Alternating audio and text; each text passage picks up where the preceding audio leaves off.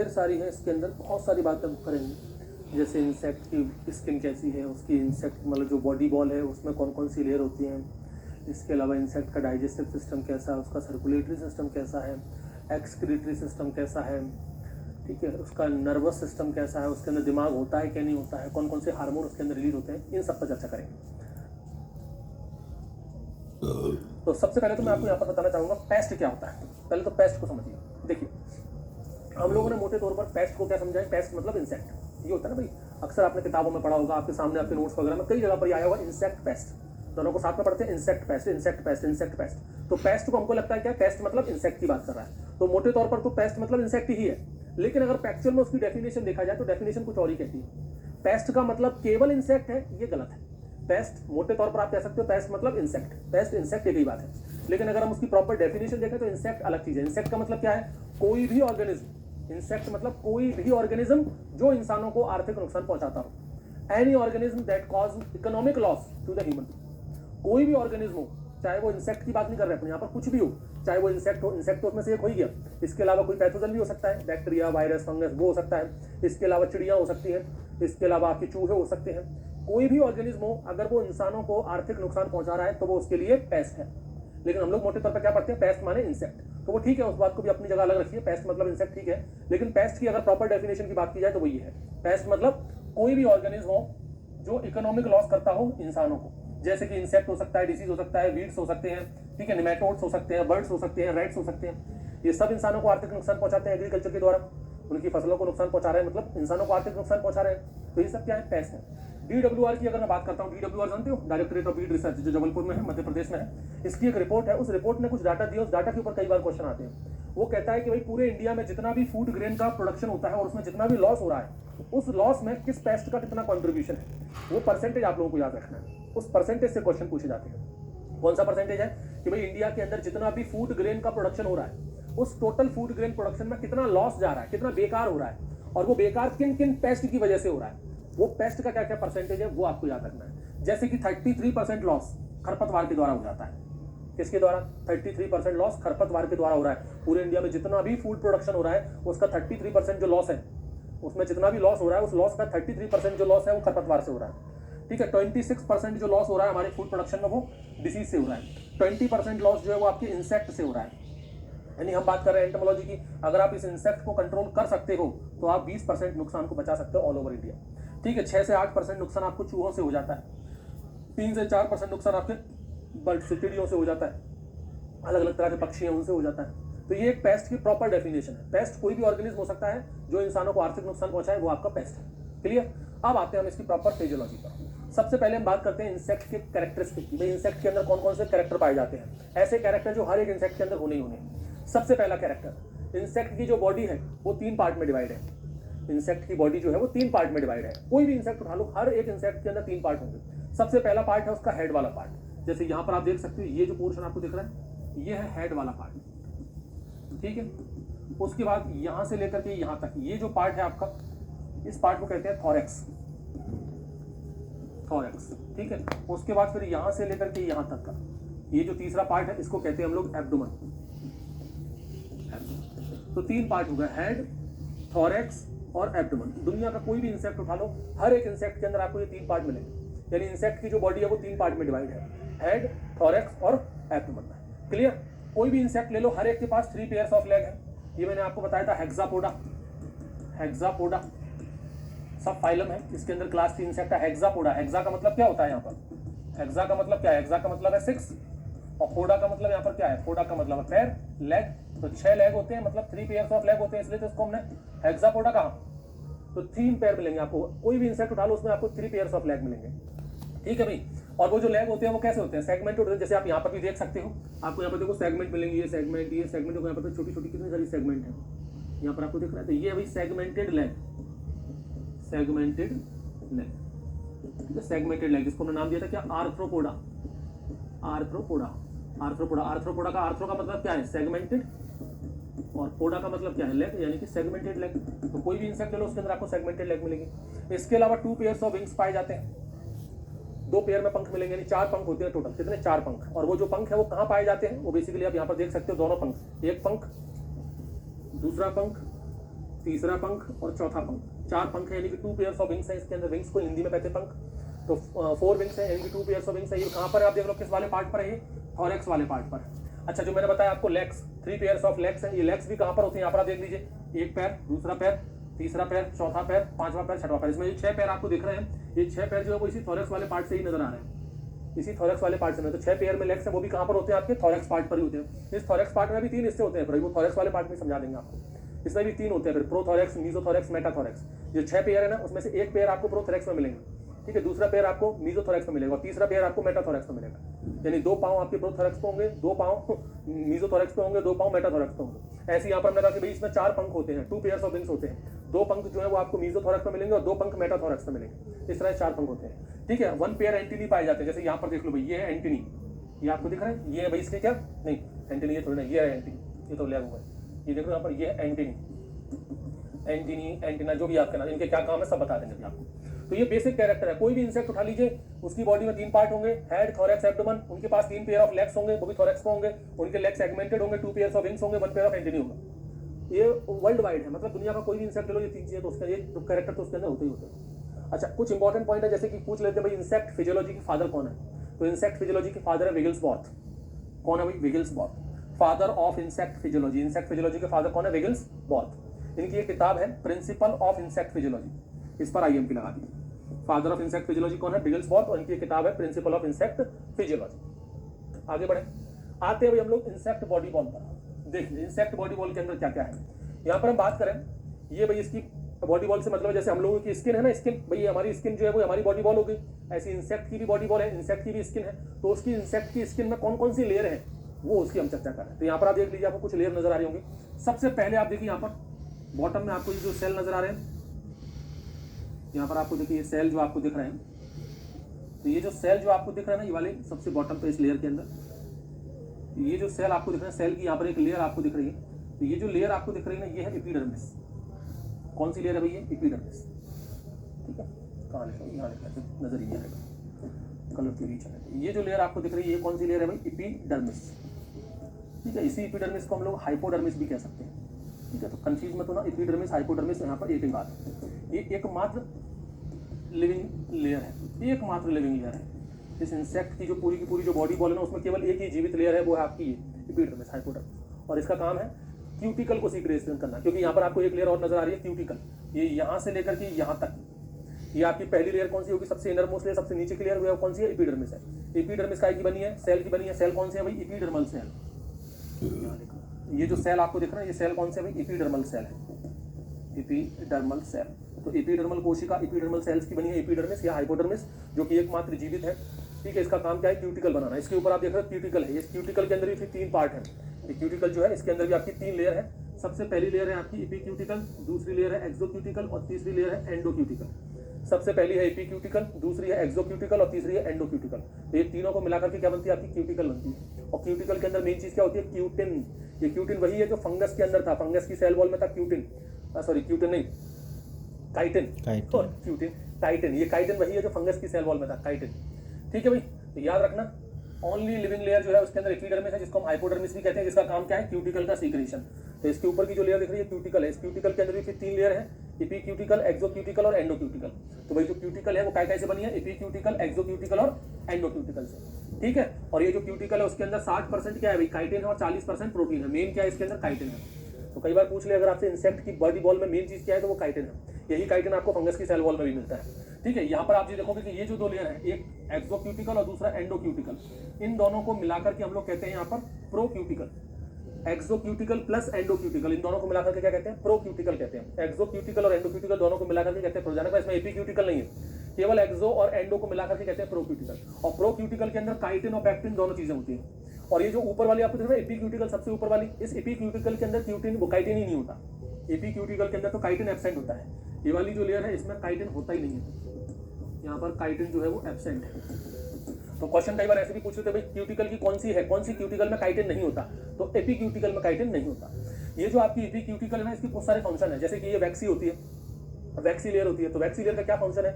Waxy layer इसको ना impermeable बनाता है, कहने का मतलब इसको वाटर प्रूफ बना देता है, पानी वगैरह जो है वो इसकी बॉडी में अंदर ना जा सके। तो वैक्सी लेयर जो है कौन सी है? एपीक्यूटिकल। तो एपीक्यूटिकल यहाँ पर कैसी होती है भाई? वैक्सी नेचर की होती है। वैक्सी होने की वजह से वो कैसी होती है, वाटर प्रूफ होती है। इसके अलावा ये जो एपिक्यूटिकल है काफी हार्ड है, सीमेंट लेयर भी इसको हम लोग कह देते हैं। सीमेंट लेयर मतलब हार्ड है तो प्रोटेक्शन का काम करती है। क्लियर, इतनी बातें बस आपको याद रखना बॉडी वॉल में। आगे बढ़े, अब आते हैं अपन इसके हेड पार्ट पर। हेड पार्ट को अगर आप ध्यान से देखोगे, यहाँ पर ये इसका हेड पार्ट है। इसके हेड पार्ट में क्या क्या चीजें हैं। हेड पार्ट में आपको कंपाउंड आई मिलेंगी। कितनी मिलेंगी भाई, 2 आंखें हैं इसकी, हमारे जैसी नॉर्मल आंखें नहीं है। इसकी जो आंखें हैं वो कंपाउंड आई है। कंपाउंड, हम लोगों की आंखें कैसी हैं, सिंपल आई है। हम लोगों की आंखों में केवल एक ही कॉर्निया है, एक ही लेंस है। ये जो आप आंखों के बाहर का जो सब पार्ट देखते हैं ना, वो क्या कॉर्निया है, व्हाइटिश वाला पार्ट, मतलब कॉर्निया है, उसमें एक लेंस मिलेगा। लेकिन यहाँ पर थाउजेंड्स की संख्या में, हजारों की संख्या में ऐसी हमारी जैसी छोटी छोटी आंखें हैं, और वो सब मिलकर के एक कंपाउंड आई बनाती है। मैं आपको फोटो दिखाऊं यहाँ पर, ये देखो भाई, अगर आपने थोड़ा ध्यान से कभी गौर से इंसेक्ट के फोटो वगैरह को देखा हो, यहाँ पर देखो भाई 2 आंखें आपको नजर आ रही हैं। एक आंख तो ये रही और दूसरी आंख आपको यहाँ पर ये रही। इस आंखों को अगर आप ध्यान से देखो तो यहाँ पर आपको छोटे छोटे से डॉट नजर आ रहे हैं। देखो बहुत छोटे छोटे से, ये जो छोटे छोटे से आपको डॉट नजर आ रहे हैं, ये बिल्कुल इसकी बॉडी में अंदर तक गए हैं। ये इस तरह की एक ट्यूब जैसी स्ट्रक्चर है, पूरा ये ऐसा ट्यूब जैसा स्ट्रक्चर है, जिसमें अपन को सरफेस पर ये उभरा हुआ पार्ट नजर आ रहा है। सरफेस पर हमको ये उभरा हुआ ये पार्ट जो है वो ये नजर आ रहा है। ये जो पार्ट अपन को दिख रहा है ना, ये उभरा हुआ ये पार्ट, ये जो पार्ट अपन को दिख रहा है यार, रेड पर रेड कैसे चलेगा, ये जो पार्ट अपन को ऐसे दिख रहा है, ये वाला पार्ट है। ये इसके अंदर तक ये ऐसा ट्यूब जैसा स्ट्रक्चर गया है। इसको कहते हैं ओमेंटेरिया। क्या कहते हैं इसको, अरे फिर से रेड हो गया, इसको कहते हैं ओमाटीरियम। ओमाटीरियम थाउजेंड्स की संख्या में होता है। ये इनके जो नंबर है वो थाउजेंड्स में है, 1 2 3 सैकड़ों में भी नहीं, हजारों की संख्या में पाए जाते हैं, हजारों की संख्या में। और यहाँ पर ये जो ऊपर वाला ये जो उभरा हुआ पार्ट है, ऐसा ये जिस पार्ट देखा ना, इसको कहते हैं कॉर्निया, या इसी को कहते हैं हम लोग फैसेट। क्या कहते हैं इसी को हम लोग, फैसेट, या इसी को कहते हैं कॉर्निया। तो भाई हम लोगों की आंखों में तो केवल एक कॉर्निया है और एक ही लेंस है, लेकिन इन लोगों की आंखों में ढेर सारे मतलब थाउजेंड्स की संख्या में कॉर्निया है, थाउजेंड्स की संख्या में लेंस है। और कमाल की बात यह है कि हर एक लेंस में इमेज बनती है। ये है इनकी कंपाउंड आई। इनकी सबसे खास बात पता है क्या है, जो हम लोगों से इनकी आंखों को अलग बनाती है, भाई सीधी सी बात है, थाउजेंड्स की संख्या में है तो थाउजेंड्स तरह की इमेज बना लेते हैं। तो भाई ये ना, इनका जो देखने का जो स्कोप है वो बहुत ज्यादा है। जैसे हम लोग देख रहे हैं, तो हम लोग कहाँ तक देख सकते हैं भाई, इस डायरेक्शन में, बस हम लोग ये इस पॉइंट से देख सकते हैं। मेरे बगल में क्या हो रहा है, मुझे हल्का वो थोड़ा महसूस हो रहा है, कुछ है, लेकिन मुझे प्रॉपर तरीके से नहीं, क्योंकि मेरी जो आंखें वो सिर्फ यहाँ तक देख सकती हैं। बस एक बार में सिर्फ मैं ये देख सकता हूँ, बस ये, ठीक है। अगर कोई पीछे से चुपचाप से आकर के मुझे ऐसे डरा दे तो मुझे नहीं पता चलेगा पीछे से कौन आ रहा है। लेकिन इंसेक्ट के साथ आप ऐसा नहीं कर सकते। ये चीज़ आपने कई बार महसूस की होगी, कई बार। हम तो बचपन में यही काम करते थे, मक्खियों को गिलास में बंद करने का काम। शायद आप लोगों ने किया है कि नहीं किया। गई घर में मक्खियाँ होती थी, अब बैठे बैठे क्या कर रहे हैं भाई, तो गिलास ले लिया एक स्टील के गिलास, और मक्खियों में चुपचाप से ऐसे मक्खियों को बंद कर देते थे, और मक्खियाँ बड़ी फुर्ती से उड़ती थी। अब भाई आप खुद ही सोचो कि मक्खी जो है वो बैठी हुई है ऐसे, उसका मुंह आगे की तरफ है, आप पीछे से जाओगे और एकदम से उसको पकड़ने की कोशिश करो या उसको मारने की कोशिश करो, आपके करने से पहले, मारने से पहले, कुछ भी एक्टिविटी करने से पहले तुरंत उड़ जाती है। उसको कैसे पता चला भाई, आप चाहे कितनी भी शांति से आ जाओ, कितनी भी चुपचाप तरीके से आ जाओ, फिर भी उड़ के भाग जाएगी। क्यों, वो मक्खी आखिर कैसे उड़ गई, वो इंसेक्ट आपके कुछ एक्टिविटी करने से पहले क्यों उड़ गया, कैसे उड़ गया भाई, क्योंकि उसके पास कंपाउंड आई है, वो हर डायरेक्शन में देख सकता है, वो मल्टीपल डायरेक्शन में। आप यहाँ पर ध्यान से देखिए भाई, यहाँ पर देखो कंपाउंड आई का, ये कंपाउंड आई आपको दिख रही है, तो ये कंपाउंड आई आपको सामने देख सकते हैं। देखो यहाँ पर जो कंपाउंड आई होगी वो इस डायरेक्शन में देख सकती है। और ये कैसा है भाई, इस तरह का उभरा हुआ पूरा पीछे तक गया है। ये जो आंखें ना, ये ऐसे, ये पीछे तक गई है, पीछे तक, यानी कि पीछे जो कंपाउंड आई होंगी वो उस डायरेक्शन में भी देख रही होंगी। यानी मक्खी भली बैठी ऐसे है, कोई भी इंसेक्ट बैठे ऐसा है, लेकिन वो उधर भी देख रहा है, वो उधर भी देख रहा है, वो उधर भी देख रहा है, वो ऊपर भी देख रहा है, वो पीछे भी देख रहा है। कंपाउंड आई की सबसे अच्छी खास बात यह है कि हर डायरेक्शन में देख सकती है। और हमारी कैसी है, सिंपल आंखें हैं, हमारी बस एक रेंज है, बस इस डायरेक्शन में ऐसे देख सकते हैं। फिर हमको देखने के लिए मुंडी ऐसे करनी पड़ेगी, ये बिना मुंडी नहीं, आगे पीछे की सब जगह देख लेते हैं। तो भाई ऐसी कंपाउंड आई इनके अंदर पाई जाती है। कितनी पाई जाती है, 2, 1 पेयर। इसके अलावा इनके अंदर पाए जाते हैं एंटीनी। ये देखो भाई, ये आपको दिख रहा है एंटीनी, एंटीना का एंटीना, ये वही एंटीना जो भी आप कहना चाहो। एंटीना भी इनके अंदर कितने होते हैं, 2 होते हैं। और एंटीना का काम क्या है, स्मेल करने का, टेस्ट करने का। तो ये भी स्मेल कर सकते हैं, बिल्कुल, ये भी सूंघ सकते हैं। ये कभी किसी चीज को खाते हैं तो उसका टेस्ट ले सकते हैं। तो स्मेल और टेस्ट करने का काम एंटीनी का है। एंटीनी के कुछ मॉडिफिकेशन भी है और अलग अलग प्रकार के एंटीनी भी है। जैसे एंटीनी के मॉडिफिकेशन हम बात करें, मेल मॉस्किटो के अंदर जो मादा मच्छर है, मेल मॉस्किटो है, उसमें एंटीनी का काम है हियरिंग का। वहां पर जो, वैसे तो देखो एंटीनी का काम क्या होता है, स्मेल और टेस्ट। आपसे अगर कोई पूछे इंसेक्ट के अंदर जो एंटीनी उनका काम क्या है, तो वो सूंघने का और स्वाद लेने का है। लेकिन कईयों के अंदर मॉडिफिकेशन हो जाता है। जैसे मेल मॉस्किटो, मादा मच्छर जो है, मेल मॉस्किटो, मादा मच्छर नहीं, नर मच्छर जो मेल मॉस्किटो है, मेल मॉस्किटो के अंदर ये एंटीनी सुनने का काम करते हैं।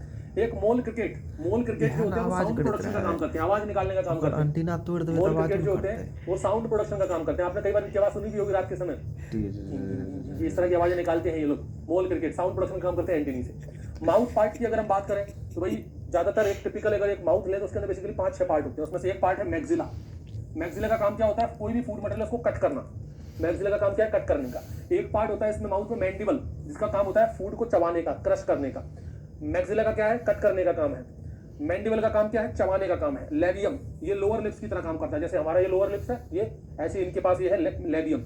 एक होता है लेब्रम, ये अपर लिप्स है, जैसे हमारा ये अपर लिप्स है, ऐसे इनके पास अपर लिप्स है लेब्रम। एक है इनके अंदर हाइपोफेरिंक्स, जैसे हमारी टंग है, ये टंग है, ऐसे इनके अंदर होती है हाइपोफेरिंक्स। हमारी जो टंग है ये क्या करती है?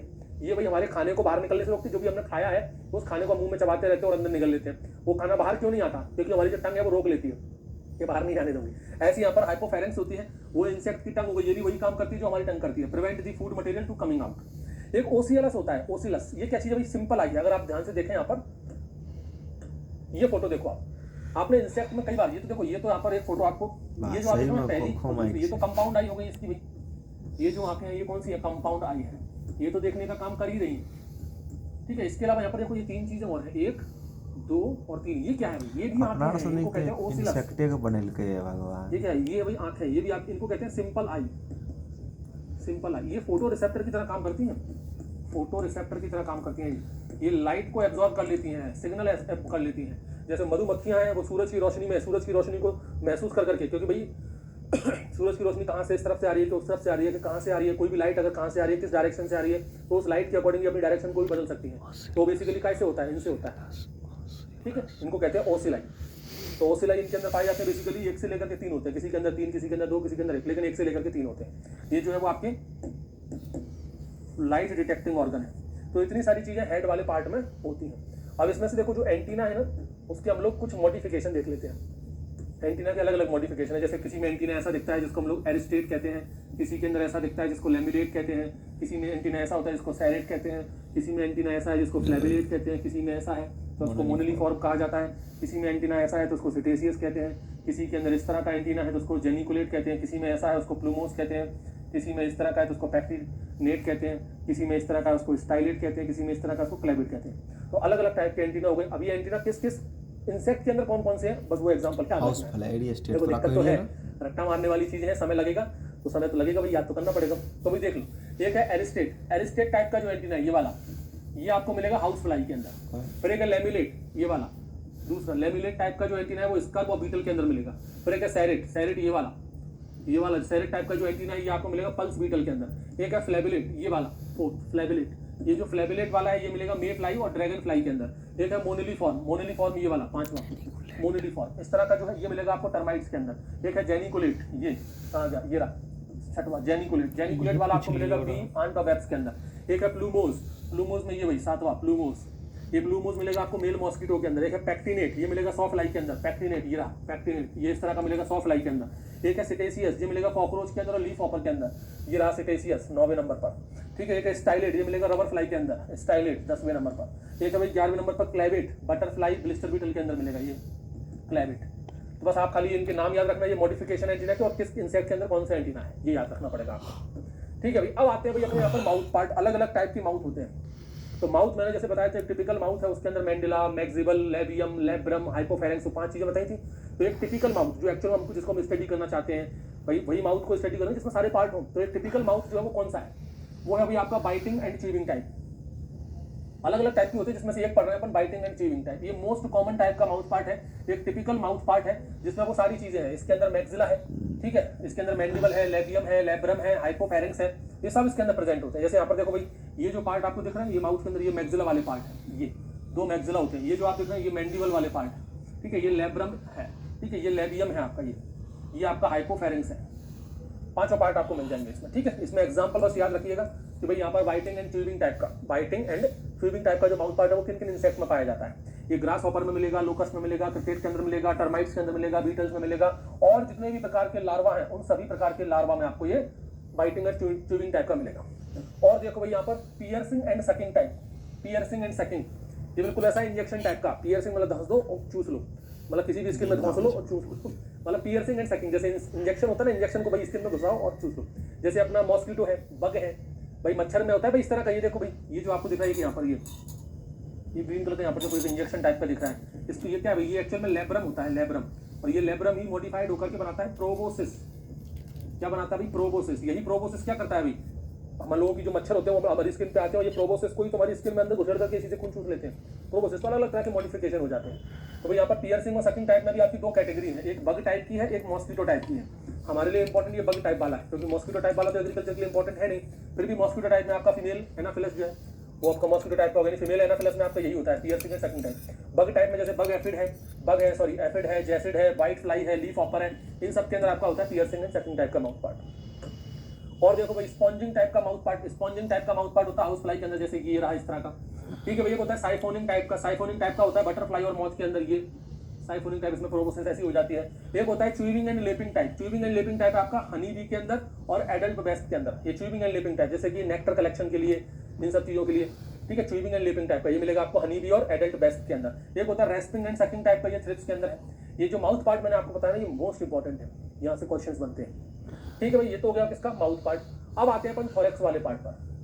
तो हेड वाला पार्ट अपना खत्म, अब आते हैं अपन थोरेक्स। भाई तीन पार्ट थे बॉडी में, हेड, थोरेक्स और एब्डोमेन। हेड अपन ने पूरा पढ़ लिया, अब आते हैं अपन थोरेक्स वाले पार्ट पर। थोरेक्स वाले पार्ट मैंने आपको बताया था कि उसमें भी फिर तीन चीजें होती हैं थोरेक्स में भी। कौन कौन सी? प्रोथोरेक्स, मीजोथोरेक्स और मेटाथोरेक्स। प्रोथोरेक्स, मीजोथोरेक्स और मेटाथोरेक्स। तो यहाँ पर भाई प्रोथोरेक्स, मीजोथोरेक्स और मेटाथोरेक्स। और मैंने क्या बताया था, 2 पेयर्स ऑफ विंग्स पाए जाते हैं। अब जो 2 पेयर्स ऑफ विंग्स है, तो उसमें से 1 पेयर विंग्स जो है वो मीजोथोरेक्स पर और 1 पेयर विंग्स जो है वो आपके मेटाथोरेक्स में मिलेंगे। और 3 पेयर्स ऑफ लेग्स पाए जाते हैं, और वो लेग्स भी कैसे होते हैं? सेगमेंटेड होते हैं। जैसे यहाँ पर आप देख लीजिए कितने सारे सेगमेंट आपको यहाँ पर नजर आ रहे हैं अलग अलग।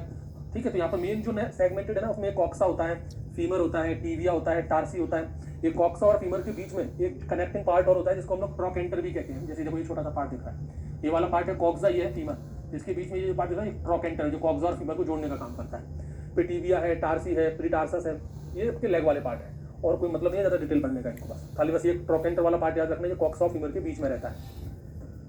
ठीक है भाई, अब बात करें यहाँ पर लेग के मॉडिफिकेशन की, कि भाई जो इनके पैर हैं, क्योंकि आपने कई सारे इंसेक्ट देखे हैं, कुछ इंसेक्ट उछल उछल के चलते हैं, कुछ कूदने का भी काम करते हैं, कुछ रेंगने का काम करते हैं, कुछ भागने का काम करते हैं। तो सभी के अंदर पैर के मॉडिफिकेशन है। जैसे यहाँ पर देखो भाई, एक है कर्सोरियल। कौन सा भी? कर्सोरियल। जैसे कि देखो ये पहला वाला कर्सोरियल, इस तरह के लेग होते हैं। ये कर्सोरियल वाले जो लोग हैं ना, वो चलने के लिए और दौड़ने के लिए हैं। जैसे चलने के लिए बात करें, वॉकिंग के लिए, तो वो कॉकरोच में मिलेंगे, रनिंग वाले चींटियों के अंदर मिलेंगे। ठीक है, एक होते हैं साल्टोरियल। साल्टोरियल जैसे कि ये वाले देखो, ये देख रहा दूसरे नंबर पे, ये है साल्टोरियल। साल्टोरियल होते हैं जंपिंग वाले, जंप करने वाले, जैसे कि आपकी ग्रास हॉपर के अंदर होते हैं। एक होते हैं फॉसोरियल, ये डिगिंग टाइप के गड्ढा खोदने वाले, जैसे कि ये देखो भाई, ये फॉसोरियल, ये आपको मिलेंगे मोल क्रिकेट के अंदर। एक होते हैं नाटाटोरियल, ये स्विमिंग टाइप के होते हैं, ये तैर सकते हैं, जैसे कि ये नाटाटोरियल स्विमिंग टाइप के, ये मिलेंगे आपको बैक स्विमर्स के अंदर। एक होते हैं रेप्टोरियल। रेप्टोरियल में जैसे कि आपका ये हो गया, ये आपका रेप्टोरियल है, ये आपको मिलेंगे, ये मतलब प्रेइंग टाइप, शिकार करने वाले। तो जैसे मेंटिड के अंदर होते हैं, मेंटिड देखा आप लोगों ने?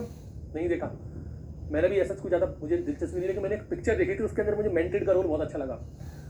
चाइना में बनी है कार्टून वाली पिक्चर, कुंफू पांडा नहीं, हाँ कुंफू पांडा।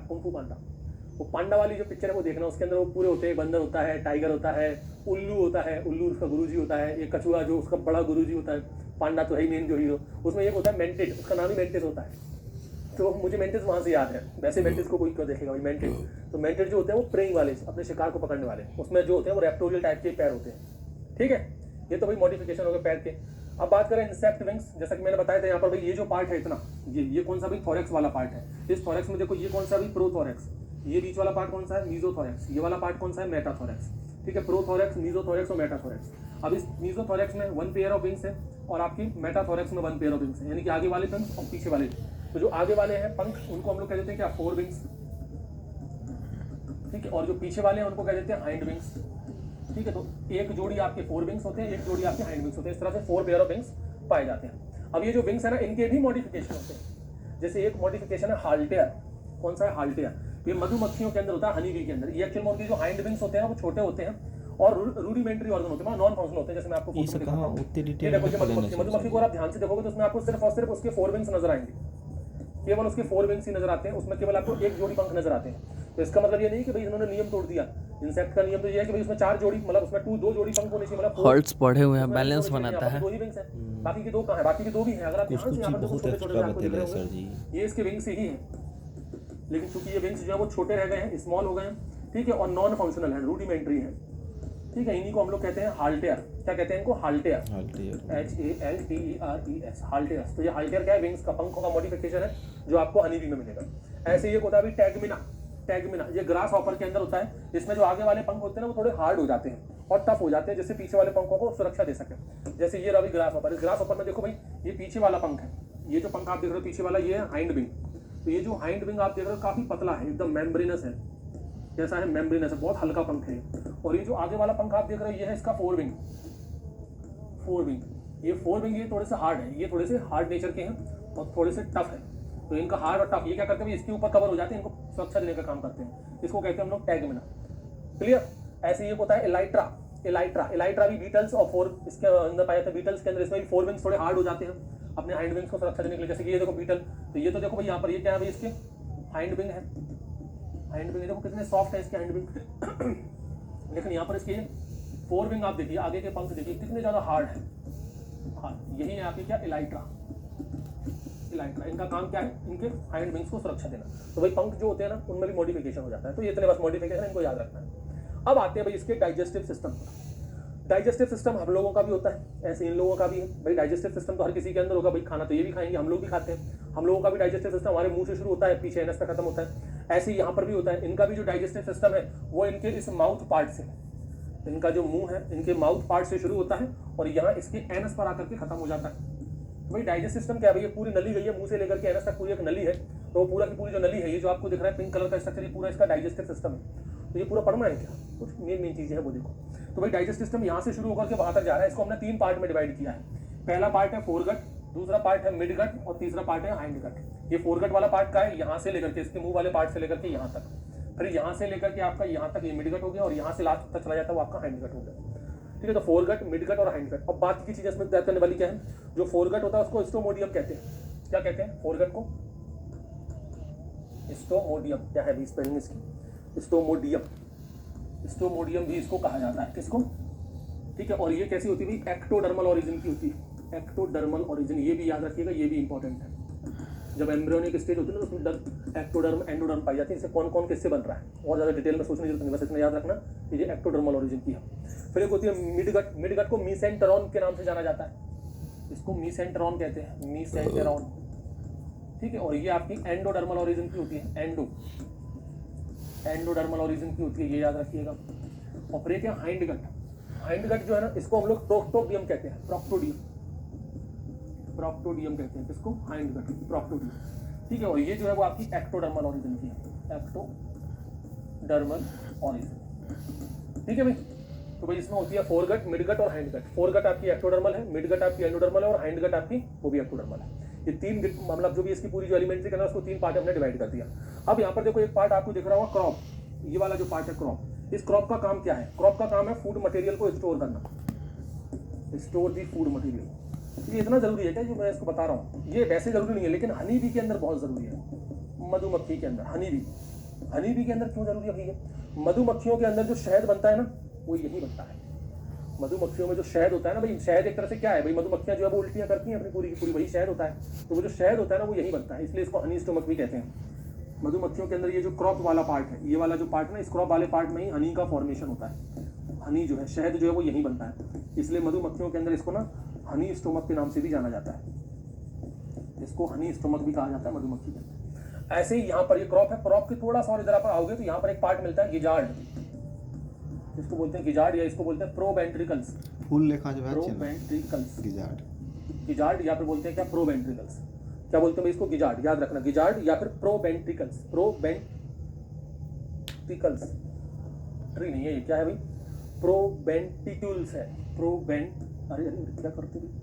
प्रोवेंटिक्यूल्स। ठीक है, ये गिजार्ड याद रखना, गिजार्ड, GIZZARD, गिजार्ड। ये गिजार्ड का काम क्या है?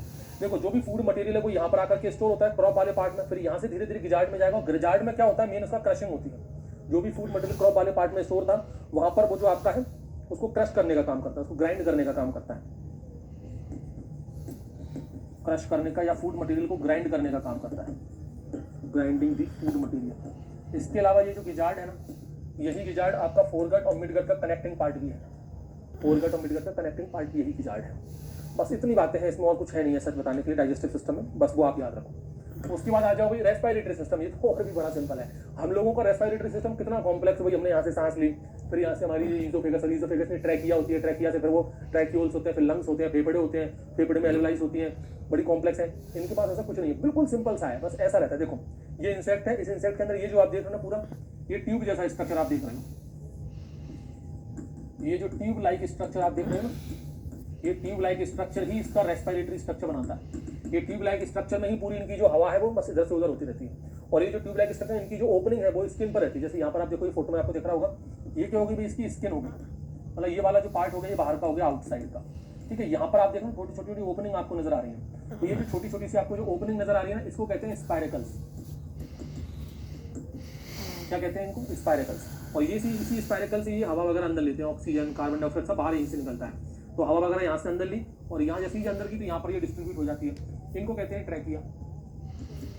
क्या कहते हैं? ट्रैकिया। उसके आगे जाओगे तो ये मिल जाएंगे आपको छोटी छोटी ब्रांचेस और, तो इनको ट्रैकियोल कहते हैं। फिर यहाँ पर ये मस्कुलर टिश्यू वगैरह है, यहाँ पर भाई जितनी भी एयर वगैरह है, जो भी ऑक्सीजन वगैरह वो सभी टिश्यू वगैरह में चली जाती है, वहाँ से सेल वगैरह में पहुँच जाती है। तो भाई इनके इसमें है क्या भी रेस्पिरेटरी सिस्टम? बड़ा सिंपल सा, स्पाइरेकल्स और ट्रैकिया, ट्रैकिया एंड स्पाइरेकल, बस इन दो चीज़ों के अलावा कुछ है नहीं भाई। Trachea and spiracles, trachea and spiracles. तो भाई यहाँ पर जो रेस्पिरेटरी ऑर्गन है, जैसे हमारी बॉडी में रेस्पिरेटरी ऑर्गन हमारे फेफड़े, यहाँ पर क्या है? यहाँ पर कोई फेफड़े जैसी कोई तो चीज़ है नहीं। यहाँ पर मेन चीज़ है क्या? स्पाइरेकल्स और ट्रैकी। तो भाई जो स्पाइरेकल्स है, ट्रैकी है, यही इसके क्या है? रेस्पिरेटरी ऑर्गन है, यही इसकी रेस्पिरेटरी ऑर्गन है। क्लियर? और आगे बढ़े, ये देखो भाई यहाँ पर ये बात ना सर्कुलेटरी सिस्टम, जैसे हमारी बॉडी में सर्कुलेटरी सिस्टम है, पूरी की पूरी हमारी बॉडी जो है ना, इसमें नलियों का भी जाल बिछाया रखा है। छोटी छोटी नलियाँ हैं, बड़ी बड़ी नलियाँ जिनको हम ब्लड वेसल्स कहते हैं, जिनमें खून बहता है, खून की धमनियाँ जिसको हम कहते हैं। इनके अंदर ऐसा कुछ नहीं होता। इनके अंदर खून जो है ना वो ओपन सर्कुलेटेड सिस्टम है। हम लोगों के अंदर कैसा है? क्लोज। इनके अंदर जो सर्कुलेशन है वो कैसा है? ओपन ब्लड सर्कुलेटरी सिस्टम है इनके अंदर, ओपन ब्लड सर्कुलेटरी सिस्टम है। मतलब कोई यहाँ पर ऐसा नहीं है आर्टरीज और वेन टाइप का, जैसे हम लोगों के अंदर होते हैं ना, आर्टरीज होती हैं, वेन होती हैं। शुद्ध खून जो होता है वो आर्टरी में बहता है, अशुद्ध खून जो होता है वो वेन्स में बहता है। वेन्स मतलब नसें जो होती हैं, आपने देखा होगा नस वगैरह जो दिखती हैं ग्रीन कलर की, तो आपको ये ग्रीन कलर की क्यों दिख रही है? इसमें तो खून बह रहा है, खून बह रहा है तो लाल रंग की दिखनी चाहिए। वो ग्रीन कलर की इसलिए नजर आती है क्योंकि वो अशुद्ध है, उसमें कार्बन डाइऑक्साइड ज्यादा है, इसलिए वो ग्रीन कलर की दिखती है। तो भाई आर्टरीज और वेन जैसे हमारे में होता है, इनके अंदर कुछ नहीं होती है। आर्टरी वेन अशुद्ध शुद्ध सब एक जैसा मिक्स घूम रहा है पूरे में, ओपन सर्कुलेटरी सिस्टम है। हम लोगों का हार्ट कैसा होता है भाई? ऐसा दिखता है कुछ हम लोगों का हार्ट ये ऐसा दिखता है भाई हम लोगों का हार्ट, हालांकि ऐसा नहीं दिखता। ये हार्ट तो जो है वो अपना गली मोहल्ले वाले लड़कों का हार्ट है, इसमें ऐसे एक दिल और बना दो, ऐसे तीर चला दो भाई, ऐसे ठीक है, ऐसा दिखता है। लेकिन इनके अंदर हार्ट देखो, चंदन के दिल, ये देखो भाई, ये इनका हार्ट है, ये देख रहे भाई, ये इनका हार्ट है। जहाँ था यहाँ पर जो हार्ट है वो कैसा है? इनका जो दिल है वो कैसा है? ट्यूबुलर है, ट्यूब जैसा दिल है इनका। ये तो बहुत प्यार हुई जो थी। हार्ट है वो कैसा है? ट्यूबुलर हार्ट है। ठीक है, इनका जो खून होता है ना, ब्लड जो होता है ना, वो कलरलेस होता है, कोई कलर नहीं होता है इनके खून में, जिसको हम लोग हीमोलिम्फ कहते हैं। क्या कहते हैं? हीमोलिम्फ। ठीक है, और जैसे हमारे अंदर होता है ना आरबीसी, डब्ल्यूबीसी, जैसे यहाँ पर जो ब्लड सेल, ब्लड के सेल होते हैं ना, उनको हीमोसाइट कहते हैं। उसे में दिल जाले। तो इनका जो खून होता है हीमोलिम्फ कहते हैं, ब्लड सेल्स को हीमोसाइट कहते हैं। क्लियर? कितना सिंपल है भाई, हीमोलिम्फ। और इसको चाहो तो हीमोसेल भी कह सकते हो आप, हीमोलिम्फ और हीमोसेल। ये क्या भाई? इनका ब्लड है, बस ये इनका सर्कुलेटरी सिस्टम है। और देखो भाई, अब आ जाओ एक्सक्रीटरी सिस्टम में। एक्सक्रीटरी सिस्टम में ध्यान से देखो, यहाँ पर आपको ये दिख रहा है, ये आपको यहाँ पर ऐसे स्ट्रक्चर दिख रहे हैं। ये जो स्ट्रक्चर आपको दिख रहा है, ये है मेलफिजियन ट्यूबल्स। मेलफिजियन ट्यूबल्स, यही है इनके अंदर मेलफिजियन ट्यूबल्स, जो सारी गंदगी वगैरह को बाहर निकालते हैं। जैसे हमारी बॉडी के अंदर किडनी होती है, हमारी बॉडी के अंदर एक्सक्रीटरी में ऑर्गन कौन सा है? मेन एक्सक्रीटरी ऑर्गन हमारी बॉडी के अंदर किडनी है। किडनी फेल हो गई दारू पी के, वही किडनी हमारा एक्सक्रीटरी ऑर्गन है। हमारी किडनी का काम क्या है? किडनी का काम है यूरिन बनाना। जो पेशाब निकलती है वो कैसे निकलती है? किडनी से होकर के निकलती है। किडनी क्या करता है? पूरे ब्लड को छानता है, उसमें सारी गंदगी बाहर निकाल लेता है और उसको यूरिन से बाहर लगा देता है। तो किडनी खराब होगा तो हमारी बॉडी में फिल्ट्रेशन नहीं होगा, यानी कि हमारी बॉडी की जो छलनी है वो कौन है? किडनी है। तो यहाँ पर किडनी जैसा कुछ है क्या? नहीं, यहाँ पर किडनी जैसा कुछ नहीं है, लेकिन किडनी से मिलता जुलता यहाँ पर मेलफिजियन ट्यूबुल है। जैसे हमारी बॉडी के अंदर भी ये मेलफिजियन ट्यूबल्स होती हैं, लेकिन हमारी बॉडी में जो मेलफिजियन ट्यूबल्स होती है ना, वो किडनी का एक शेप बना लेती है, तो उसको एक अलग ऑर्गन दे दिया हमने, किडनी। वो दो है, यहाँ पर कोई किडनी जैसा शेप नहीं बनता, यहाँ पर सिंपल ऐसा ट्यूब जैसा स्ट्रक्चर होता है, जिसको मेलफिजियन ट्यूबुल कहते हैं। ये मेलफिजियन ट्यूबुल ही यहाँ पर क्या है? मेन एक्सक्रीटरी ऑर्गन है। तो मेन जो एक्सक्रीटरी ऑर्गन है वो यही है, मेलफिजियन ट्यूबुल। ठीक है, तो बस यहाँ पर याद रखो, मेलफिजियन ट्यूबुल जो मेन एक्सक्रीटरी ऑर्गन है। अच्छा, एक्सक्रीटरी प्रोडक्ट क्या है यहाँ पर? इंसेक्ट। जैसे हम लोग तो यूरिन निकालते हैं बाहर, ये क्या निकालते हैं? इनका एक्सक्रीटरी प्रोडक्ट क्या है? अगर वहां पर इंसेक्ट टेरेस्ट्रियल है, जमीन पर रहने वाला इंसेक्ट है, तो वो यूरिक एसिड निकालेगा। क्या निकालेगा बाहर? Uric acid. और ऐसे इंसेक्ट जो यूरिक एसिड बाहर निकालते हैं, जिनका एक्सक्रीटरी प्रोडक्ट यूरिक एसिड है ना, उनको यूरिकोटेलिक कहा जाता है। क्या कहा जाता है? यूरिकोटेलिक। आईएमपी लगा। कुछ इंसेक्ट कलेक्टरों में क्वेश्चन आया, पानी में रहते हैं, और कुछ एसिड भी है हमारे। तो एक्वाटिक इंसेक्ट और एसिड, ये अमोनिया बाहर निकालते हैं। इनका एक्सिड प्रोडक्ट है अमोनिया। जैसे मैं अपनी बात करूँ, हम कौन लोग हम लोग मैमल्स जो होते हैं ना, वो यूरिया बाहर निकालते हैं, जिनको हम लोग यूरियोटेलिक कहते हैं। तो ध्यान रखना, यूरियोटेलिक और यूरिकोटेलिक में अंतर है। यूरिकोटेलिक मतलब यूरिक एसिड बाहर निकल रहा है, जो टेरेस्ट्रियल इंसेक्ट निकालते हैं, और यूरियोटेलिक मतलब यूरिया बाहर निकल रहा है, यूरिया जो मैमल्स बाहर निकालते हैं। याद रखना पड़ेगा। ठीक है, चलो आगे बढ़े। अब आते हैं भाई, यहाँ पर देखो, नर्वस सिस्टम जैसे हमारे पास ये पूरा ब्रेन है, ये ब्रेन सब कुछ अलग अलग तरह के हार्मोन रिलीज करता है और अलग अलग ग्रंथियों को एक्टिवेट करता है, अलग अलग तरह के नर्वस हार्मोन्स वगैरह रिलीज होते हैं, पूरी बॉडी की एक्टिविटी बढ़ती है। ऐसे ही यहाँ पर भी है। यहाँ पर आप देखोगे ना, ये जो आप देख रहे हो यहाँ पर देखो, आप छोटे छोटे आपको सेल नजर आ रहे होंगे। ये जो सेल नजर आ रहे हैं ना, इनको कहते हैं न्यूरो सीक्रेटरी सेल। इंसेक्ट के अंदर बस यही इनका दिमाग है। क्या कहते हैं इनको भाई? Neurosecretory cell. ये न्यूरो सीक्रेटरी सेल ना, यही है मेन चीज। ये न्यूरो सीक्रेटरी सेल यहाँ पर क्या करते हैं भाई? ब्रेन हार्मोन रिलीज करते हैं। कौन सा हार्मोन रिलीज करते हैं? Brain hormone. और ये जो ब्रेन हार्मोन है, ये जाकर के स्टोर होता है, एक ऑर्गन है जिसको कहते हैं corpus cardiacum. Store in the corpus cardiacum. यहाँ पर देखो, ये वाला जो पार्ट दिख रहा है ना, ये तो यहाँ से भाई ब्रेन हार्मोन रिलीज हुए और ये ब्रेन हार्मोन यहाँ पर आकर के इकट्ठे हो गए। ये कॉर्पस कार्डियाकम में ब्रेन हार्मोन जाकर के इकट्ठे हो जाते हैं। फिर उसके बाद ये कॉर्पस कार्डियाकम धीरे धीरे जरूरत के हिसाब से इन ब्रेन हार्मोन को बाहर निकालता रहता है। तो यहाँ से फिर ये जो ब्रेन हार्मोन है, ये जाएंगे कहाँ पर? सॉरी, यहाँ से फिर वो रिलीज होते हैं। जैसे ये देखो भाई पीपीटीएच, ये पीपीटीएच क्या भी ब्रेन हार्मोन है, ये क्या भी ब्रेन हार्मोन है। और ये जो ब्रेन हार्मोन है, ये एक्टिवेट करता है प्रोथोरेसिक ग्लैंड को। इंसेक्ट के अंदर ये बहुत इंपॉर्टेंट ग्लैंड है, आईएमपी लगा दीजिए, प्रोथोरेसिक ग्लैंड। और ये जो प्रोथोरेसिक ग्लैंड है, ये फिर रिलीज करता है इक्डीसोन हार्मोन। कौन सा हार्मोन रिलीज करता है? इक्डीसोन हार्मोन। ये इक्डीसोन हार्मोन जो है, इसको मोल्टिंग हार्मोन भी कहते हैं। मोल्टिंग हार्मोन भी कहते हैं। मोल्टिंग हार्मोन मतलब ये आपका मेटामॉर्फोसिस में इन्वॉल्व होता है। मेटामॉर्फोसिस मतलब वही इंसेक्ट के अंदर भाई पहले अंडा है, अंडे से लार्वा निकलेगा, लार्वा से पीपा बनेगा, पीपा से आपका एडल्ट वगैरह जो भी है, मतलब वो बन जाता है। तो ये भाई स्टेज जो चेंज हो रही है, अंडा, अंडे से लार्वा, लार्वा से पीपा, पीपा से आपका एडल्ट, ये जो स्टेज, इसको क्या होता है? मेटामॉर्फोसिस बोलते हैं। तो मेटामॉर्फोसिस में ये इक्डीसोम हार्मोन, मोल्टिंग हार्मोन बहुत जरूरी है। इसके अलावा यहाँ पर देखो भाई, ये देखो आप कॉर्पस एलाटम, ये वाला जो कॉर्पस एलाटम इसके ठीक नीचे, कॉर्पस कार्डियकम इसके ठीक नीचे ग्रंथि है कॉर्पस एलाटम। ये भी क्या है? ग्लैंड है। ये कॉर्पस एलाटम जो है ना, ये एक हार्मोन रिलीज करता है जिसको कहते हैं जुवेनाइल हार्मोन, शॉर्ट में कहते हैं जेएच, जुवेनाइल हार्मोन। तो यहाँ से क्या रिलीज होता है? जुवेनाइल हार्मोन रिलीज होता है। अब ये जुवेनाइल हार्मोन और ये इक्डीसोम हार्मोन, ये दोनों मिलकर के मेटामॉर्फोसिस में इन्वॉल्व होते हैं। ये भी आपका मेटामॉर्फोसिस करवाता है, ये भी आपका मेटामॉर्फोसिस करवाता है। अब देखो, ये इक्डीसोम हार्मोन यानी कि ये मोल्टिंग हार्मोन और जुवेनाइल हार्मोन, ये दोनों की दोनों जब अर्ली लार्वा पर आएंगे तो ये कन्वर्ट हो जाता है लेटर लार्वा में। ठीक है, उसके बाद फिर ये दोनों जब इस लेटर लार्वा पर आएंगे तो ये कन्वर्ट हो जाएगा आपका प्यूपा में। उसके बाद फिर ये दोनों आएंगे वापस से। ध्यान रखना, ये इक्डीसोम हार्मोन तो आपका इस स्टेज पर भी काम करेगा, यानी मोल्टिंग हार्मोन यहाँ पर भी है, यहाँ पर भी है, वहां पर भी है।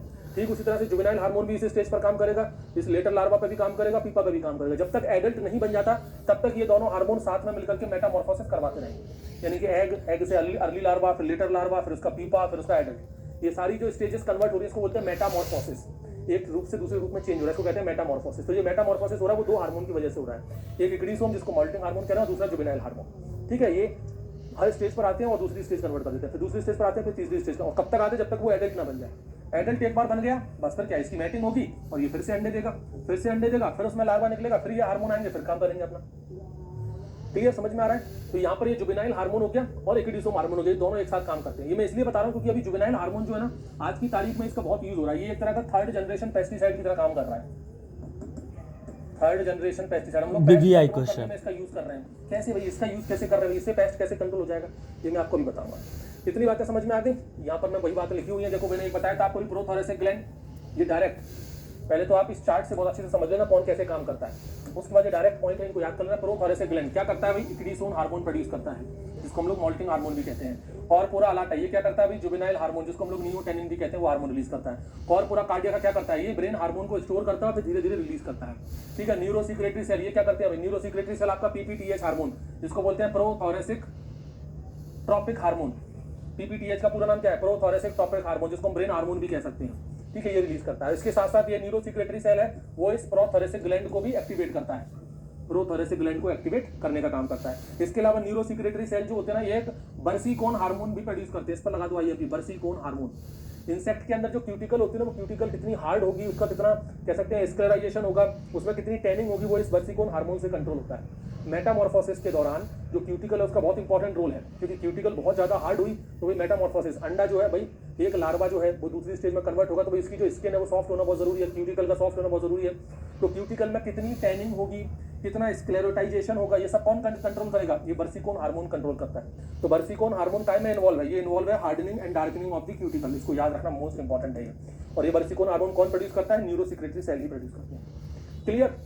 अब बात करें यहाँ पर हम जुवेनाइल हार्मोन की, जिसको शॉर्ट में जीएच भी कहते हैं, नियोटेनिन भी कहते हैं। एक्चुअल में जुवेनाइल हार्मोन क्या करता है? जुवेनाइल हार्मोन का काम है ओवेरी डेवलपमेंट कराने का। जो भी आपकी फीमेल इंसेक्ट है उस फीमेल इंसेक्ट के अंदर ओवरी को डेवलप करवाता है, फिर उसमें से एग रिलीज होते हैं, फिर उन एग से बाद में लार्वा, लार्वा से फिर लेटर लार्वा, फिर पीपा और फिर नए एडल्ट बनते हैं। तो जुवेनाइल हार्मोन क्या करता है भाई, एग रिलीज करवाता है, ठीक है। लेकिन इस जुवेनाइल हार्मोन का आज की तारीख में हम लोग पेस्टिसाइड के तौर पर भी यूज कर रहे हैं। ये एक 3rd जनरेशन पेस्टिसाइड है। ये शब्द जो है वो आपका विलियम ने दिया था, कह सकते हैं अपन। तो ये जो आइडिया है जुवेनाइल हार्मोन का, जिसको हम पेस्ट कंट्रोल में, जुवेनाइल हार्मोन को भी अपन पेस्ट कंट्रोल में, इंसेक्ट को कंट्रोल करने में यूज कर सकते हैं। ये आइडिया इन्होंने दिया था, विलियम ने, प्रोफेसर विलियम ने दिया था 1965 में। IMP लगा देना इस पॉइंट। एक्चुअल में होता क्या है, यहाँ पर आप वापस उसी डायग्राम पर मैं आपको दिखाऊं। इस स्टेज पर देखिए, जब वो अर्ली लार्वा था, इससे पहले क्या था भाई, एग था। अब इस एग से लार्वा बना। अब इस अर्ली लार्वा को लेटर लार्वा में कन्वर्ट करने के लिए हमको चाहिए एग्डीसोम हार्मोन और जुवेनाइल हार्मोन, दोनों के अच्छे खासे कंसंट्रेशन, हाई कंसंट्रेशन यहाँ पर आएंगे, तो ये आपका कन्वर्ट हो गया लेटर लार्वा में। अब लेटर लार्वा में आपको फिर चाहिए एग्डीसोम हार्मोन और जुवेनाइल हार्मोन, फिर आपका बन जाएगा यहाँ पर प्यूपा। अब यहाँ पर आप देखिए, ये जो आप देख रहे हैं यहाँ पर लो है, यहाँ पर जुवेनाइल हार्मोन का लो कंसंट्रेशन चाहिए, low concentration of juvenile hormone. यानी कि ये जो प्यूपा है, इस प्यूपा से अगर आपको एडल्ट बनाना है तो यहाँ पर आपको क्या चाहिए, लो कंसंट्रेशन चाहिए। एग्डीसोम हार्मोन तो जितनी क्वांटिटी में यहाँ लग रहा था उतनी क्वांटिटी में यहाँ लगेगा, उतनी क्वांटिटी में इस प्यूपा वाली स्टेज पर भी लगेगा। लेकिन जो आपका जुवेनाइल हार्मोन है उसका कंसंट्रेशन अब कम लगेगा, क्योंकि जुवेनाइल हार्मोन का अच्छा खासा कंसंट्रेशन यहाँ पे लग रहा था, यहाँ लग रहा था, लेकिन यहाँ पर कंसंट्रेशन चाहिए कम। अगर हम कम ना दें तो क्या होगा, तो ये होगा कि ये फिर एडल्ट में कन्वर्ट ही नहीं होगा, ये जुवेनाइल स्टेज में रह जाएगा। अगर यहाँ पर नॉर्मली यहाँ पर लो कंसंट्रेशन जुवेनाइल हार्मोन का आता है तब प्यूपा एडल्ट में कन्वर्ट होता है। अगर हम लोग यहाँ पर हाई कंसंट्रेशन का यूज कर लें, इस स्टेज पर अगर हम लोग high concentration juvenile hormone use कर लें तो फिर ये प्यूपा एडल्ट में कभी कन्वर्ट ही नहीं होगा, ये आपका इसी प्यूपा स्टेज में रहेगा। तो सीधी सी बात है, जब ये आपका एडल्ट स्टेज में कन्वर्ट ही नहीं होगा तो एडल्ट नहीं बनेगा, मतलब नए अंडे भी नहीं बनेंगे, पॉपुलेशन वहीं पर रुक जाएगी। इस तरह से ये काम करता है। वही यहाँ पर जो हाई कंसंट्रेशन होता है इसका, उससे हम लोग क्या कर सकते हैं, उसे जुवेनाइल स्टेज में ही हमेशा के लिए रोक सकते हैं। यानी कि ये मेटामॉर्फोसिस को रोक देता है, आने वाली स्टेज में जाने नहीं देता। और जब एडल्ट नहीं बनेगा तो नए अंडे नहीं बनेंगे, पॉपुलेशन वहीं रुक जाएगी। तो जुवेनाइल हार्मोन का इस तरह से यूज कर सकते हो पेस्टिसाइड की तरह। क्लियर? ये आपका कंप्लीट हुआ भी इंसेक्ट फिजियोलॉजी। चलिए, थैंक यू।